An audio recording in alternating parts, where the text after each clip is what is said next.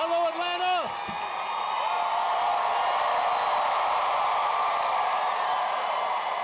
Hello, Yellow Jackets.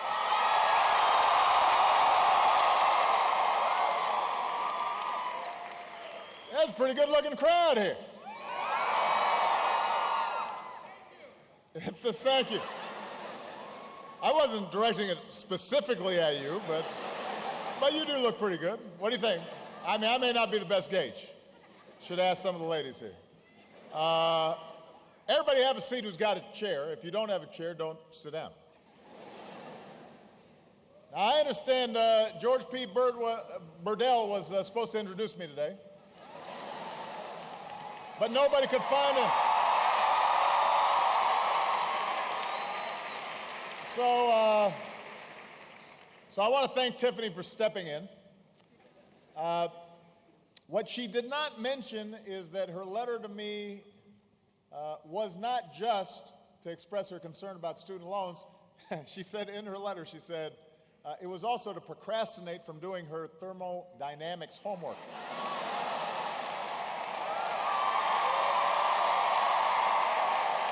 That's a true story. That is true. It's okay. I procrastinate sometimes. As long as you got it done, Tiffany. Where's Tiffany? Did you get it done? Okay. Let's give it up for Buzz and the Georgia Tech band for getting us fired up.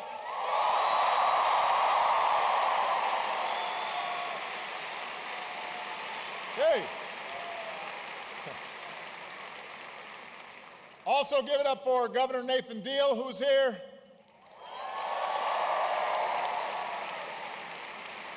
Congressman Hank Johnson and David Scott. Atlanta Mayor Kasim Reed. And the president of this great institution, Georgia Tech, Bud Peterson. Hey.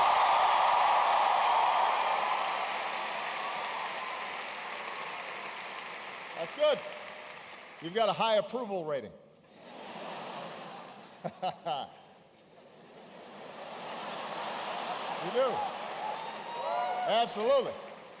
We also have a special guest with us. This is a proud Georgia Tech alum who just happens also to be the vice chairman of the Joint Chiefs of Staff. Admiral Sandy Winnefeld is here. Where's Sandy? There he is.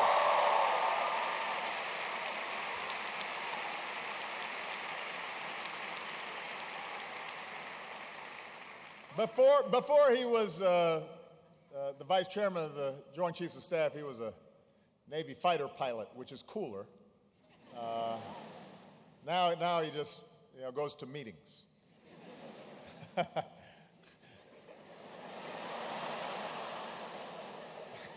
What's up with that? I told him he's got to get back on a plane. It is great to be at one of the finest technical institutes in the world.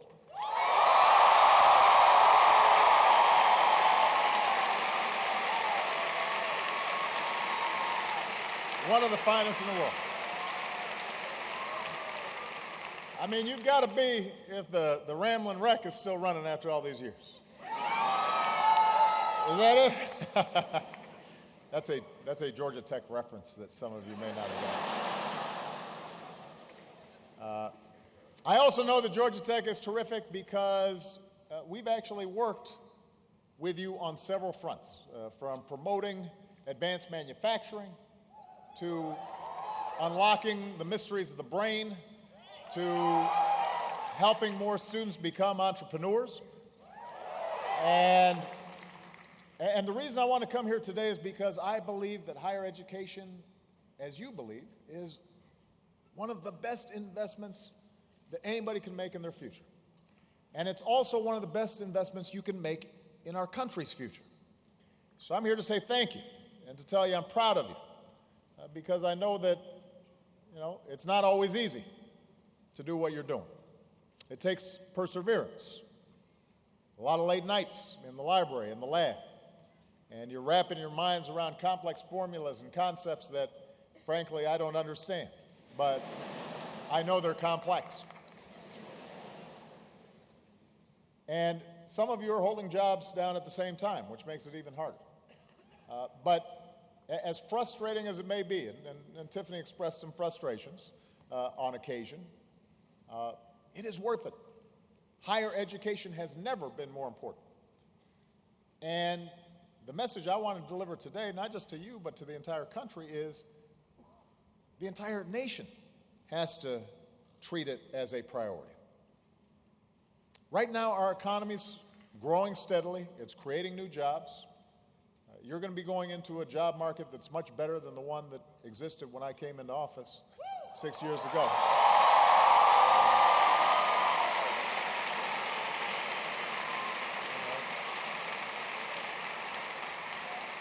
After the worst economic crisis of our lifetimes, over the past 5 years, our businesses have now created 12 million new jobs.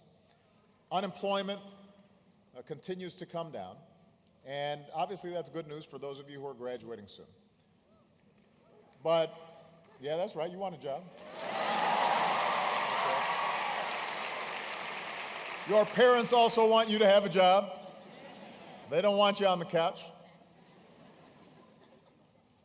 But I didn't run for president just to get us back to where we were. I ran for president to get us to where we need to go. And where we need to go is a growing middle class with rising incomes and opportunities for everybody who's willing to work hard. An America where no matter who you are, what you look like, where you came from, how you started, who you love, what faith you're a part of, you can make it in this country if you try. That's what America's all about. And today, a college degree is the surest ticket to the middle class and beyond. It's the key to getting a good job that pays a good income. And it offers a measure of security because a college degree tells employers that you don't just have one set of skills, that you've got the continuous capacity to learn new skills, which is going to be particularly important for your generation because the economy is going to churn and change in ways that none of us can even anticipate. Before we came out here, I was talking to a group of, including Sandy Winnefeld and your mayor, Kasim Reed, and Tyler Perry, buddy who's you know, he wasn't in Medea, he was Tyler. And we were talking about how rapidly the technology is transforming everything we understand, everything we know. Everything from drones to artificial intelligence to driverless cars. And we don't yet know how all that is going to shape the nation that you inherit, but we know it's going to shape it dramatically. And in order for you to be able to be successful, you're going to have to adapt continuously. The days where you work at one place for 30, 40 years, those days are over. And so the skill sets you are getting now are going to keep you in that job market. You're going to have multiple jobs before you're 30. Some of you will have multiple careers. And we live in a 21st century economy where your most valuable asset is your imagination, your knowledge, your ability to analyze tough problems. And that's not just true for individual Americans, it's true for our whole country. The ability to compete in the global economy depends on us having the world's most skilled, best educated workforce. And by the way, let me just add, it's also going to be critical for us to maintain our democracy in a complex, diverse society. Because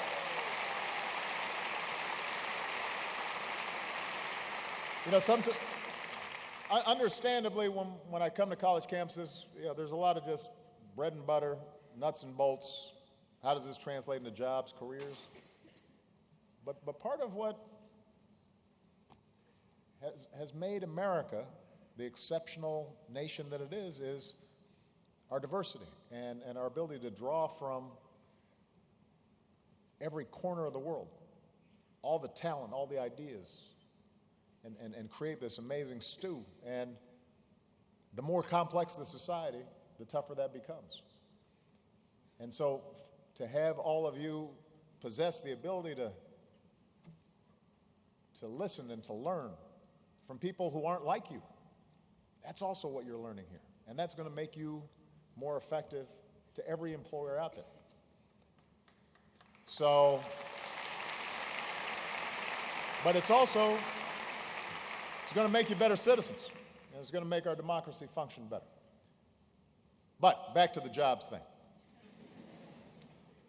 Jobs and businesses will go wherever the best workers are. And I don't want them to have to look any further than the United States of America. I want businesses investing here. I want Americans getting those new jobs.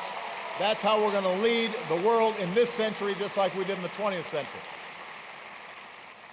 So here's the challenge. Higher education's never been more important, but it's also never been more expensive.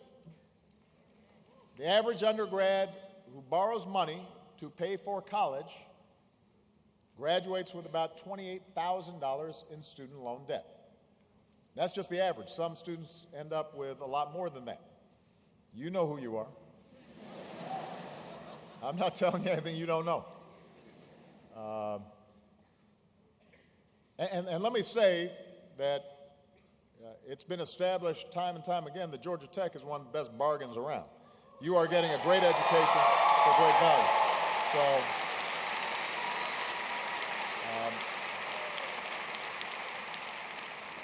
which is one of the reasons I'm here. Obviously, I wouldn't go to a place that was a bad bargain and really expensive and gave no value. That would not make sense. But even here at Georgia Tech, even with the great value it is, it's expensive. And I'm here to tell you, I'm with you.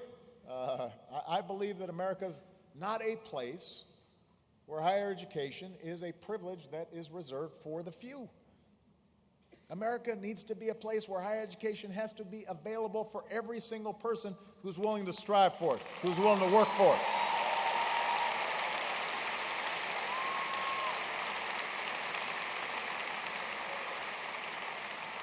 And I've said this before, I take this personally.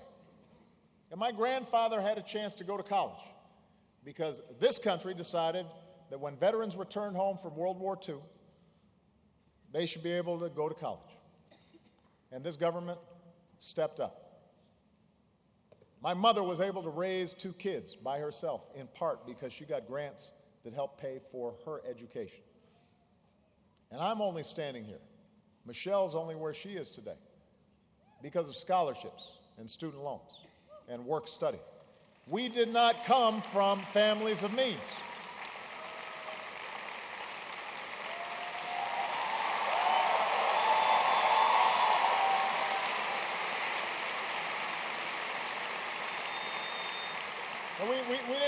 We didn't come from families of means, but we knew that if we worked hard, there was help out there to make sure we got a great education. That's what this country gave to us. And that's why this has been such a priority for me. I take it personally, because when I look out at all of you, I see myself. And I remember the fact that it took me 10 years to pay off all our student loans. We were paying more for our student loans than our mortgage. Even after Malia and Sasha were born. We were supposed to be saving for their college education. We were still paying off ours. And that's why we've acted again and again to make college more affordable. 5 years ago this month, we enacted the largest reforms to the student loan program in history. We cut out the big banks that were taking taxpayer dollars and serving as middlemen in the student loan game. And we said, well, let's just give the money directly to the students, like you. So we saved, as a result of that change, we saved billions of dollars. We were able to expand tax credits and Pell Grants and put college within reach for millions more middle class and low income students across the country. Then we fought to keep interest rates on student loans low and capped how high those rates can rise. And as a result, the typical undergrad is saving about $1,500. We also acted to let millions of graduates cap their loan payments at 10% of their incomes, so they don't have to choose between paying the rent and paying back their debt.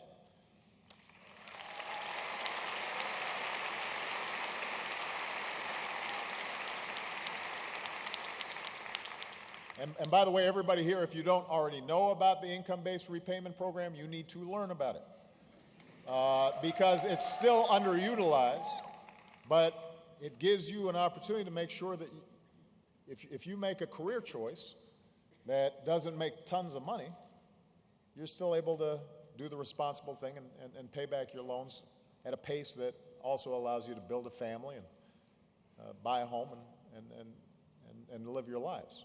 And graduates who go into lower paying fields like social work or teaching, they're not going to pay a price for following their dreams because they're going to have even better options in terms of how they repay their loans. So that's what we did on the student loan side. Meanwhile, we're working to hold down the cost of a college education. So we're partnering with schools like Georgia Tech on innovative ways to increase value, like your online master's program in computer science, which costs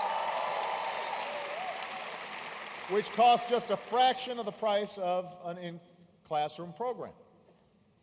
And I sent Congress a bold new plan to bring down the cost of community college to zero, because not everybody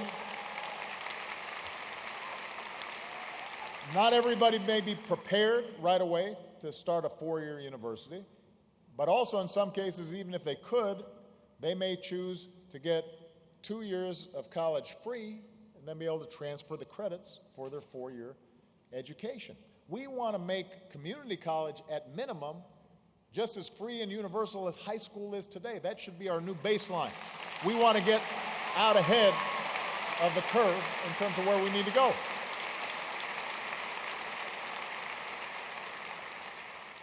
Earlier today, I took a new action to make it easier for students to pay for college and pay off their loans. We're creating a way for you to ask questions about your loans, file a complaint, cut through the bureaucracy, get a faster response.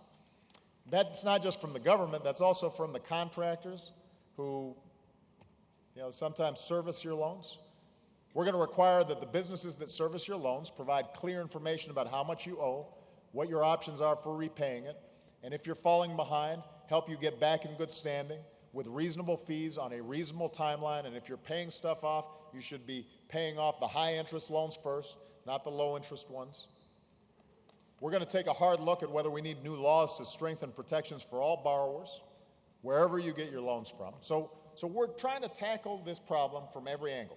There's no silver bullet, but we're trying to make sure that across the board, more and more young people can afford to go to college, and then afterwards aren't so burdened with debt that you can't do anything else. We want to make this experience more affordable because you're not just investing in yourselves, you're investing in your nation. But here's the thing. We've got more to do. All of us, universities, students, parents, financial institutions, and yes, the government, to make sure that you're not saddled with debt before you even get started in life. That's something that's in all of our interest. My friends, the Republicans in Congress, are planning to unveil their budget soon. I'm hoping they have something to offer that will help hardworking young people. So far, the education bill that they've put forward a couple weeks ago is not a good template. It's not a good start. I'm hoping it will improve. Because right now, the way it's structured, it would let states and cities shuffle education dollars into things like sports stadiums or tax cuts for the wealthy instead of schools. And it would allow states to make even deeper cuts into school districts that need the most support, send even more money to the most well-off school districts. We'd invest less per child by the end of the decade than we do now, so it's the wrong approach. We got to be working to make sure every child gets a quality education. Every student can afford college. And so we're going to be reaching out to them, trying to get them to see this is a good investment. in our economy. It's a good investment in our national security. You know, the way that you keep America safe, one of the best, most important ways is make sure we've got a strong economy with a strong workforce. And all of us have a role to play in making that happen. So in order to spur more of a conversation, to get more folks engaged, we're going to try something new to help do this. It's not a fancy new program. It doesn't have a complicated acronym. It doesn't involve a new spending or bureaucracy. It's just a simple organizing principle that I want all of us to sign on to. A declaration of values, what I'm calling a student aid bill of rights, a student aid bill of rights. And it says every student deserves access to a quality, affordable education. Every student should be able to access the resources to pay for college. Every borrower has the right to an affordable repayment plan. Every borrower has the right to quality customer service, reliable information, and fair treatment, even if they struggle to repay their loans. It's a simple set of principles that if everybody signed on to, Republicans, Democrats, state legislators, university presidents, members of Congress, it can focus our attention, all these different things that we're doing, into one simple basic idea, which is make sure that when you're doing the right thing, that your society has got your back and is looking out for you. So based on this principle, we're going to make sure universities are using technology to help students learn at lower costs. We're going to make sure that loan servicers can find better ways to help borrowers keep up with monthly payments that they can afford. We as a country can do more to invest in Pell Grants and community college to make sure quality education is affordable for everybody. So we're going to just keep on moving on every front. And we want everybody who agrees with these principles to sit down and work with us and figure out how they can make these student rights real. And you've got a part to play as well. We had the great honor of being at Selma this past weekend for the 50th anniversary of the March in Selma.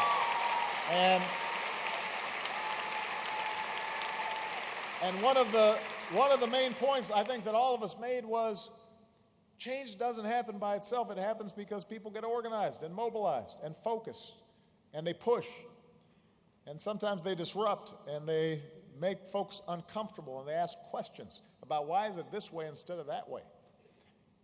And I want us to think about access to higher education and affordability of higher education in that same way. I want us to all organize together, not on a partisan basis.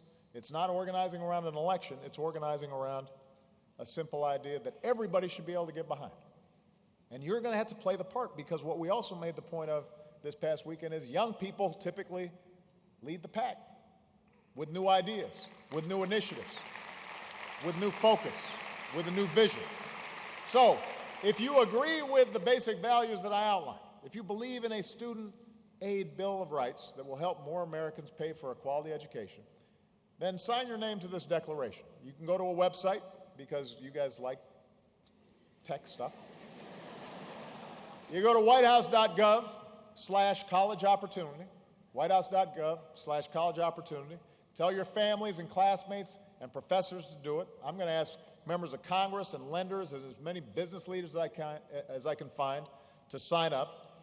We're going to mobilize a coalition around this country to get this process moving, because there are a lot of good ideas right now, but they're stalled, or they're happening piecemeal, or they're happening in one university, or they're happening in one state, and they have to happen everywhere. And we've got to mobilize the entire nation to make that happen, and it's going to start with students themselves. Because if you aren't asking for something different, if you aren't asking for help, if you're not getting mobilized, then folks aren't going to help you. And then you'll just be complaining, especially once you graduate and you start having to write those checks. So don't stop engaging in this issue, even after you graduate, because you'll be still impacted by it. And in the meantime, you got to study hard and work hard and have fun, make some new discoveries, inspire us, lead us, be the Americans that we need you to be. Every American should have the right to go as far as their talents and hard work will take them. That is what college is all about. That is what America is all about. And you embody that basic notion. You are that talent. You're an embodiment of what we hope for. A country that says that everybody, rich, poor, black, white, Hispanic, Asian, gay, straight, man, woman, with disabilities, without, no matter who you are, where you come from, not only can you succeed, but you can help everybody else succeed. That's the promise that helped us become the greatest nation in the world. That's the promise that I need you working for. Thank you, everybody. God bless you. Thank you, Georgia.